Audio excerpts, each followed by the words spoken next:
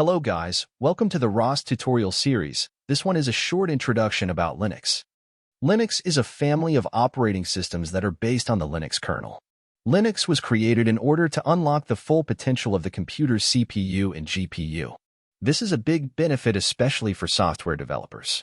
There are many distributions out there like Ubuntu, Debian, or Arch Linux, but all distributions basically run the Linux kernel in the background. This ROS tutorial series will use Ubuntu, as it is the most common distribution. Now let us look at the most important differences between Windows and Linux. The first difference is where your installation of your operating system lies. In Windows, the root lies in C //. In Linux, the location or address of the installation is simply the /. Let's get to the next point. Your home folder usually lies in C, users, and then your username. Whereas in Linux, the home folder simply lies in home and then your username. Or, you can also use the tilde with the / to get to your home folder. A very important fact to remember is that Linux is case sensitive, as compared to Windows. Let's say you create two files with the same name, but one with uppercase and the other with lowercase. Both contain important code, and you want to execute this code on Windows. This, however, will be impossible since Windows does not support case sensitivity. So be careful about that.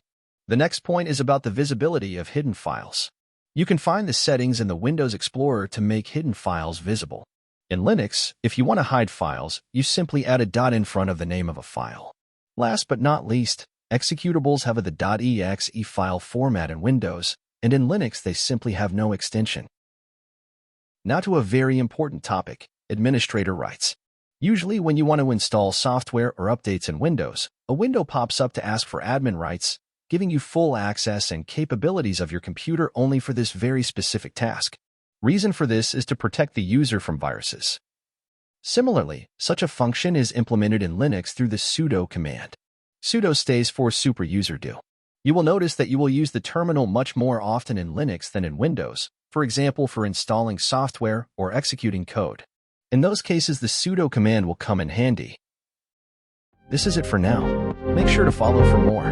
The next video in this series will be about the most important commands to use in Linux, so stay tuned.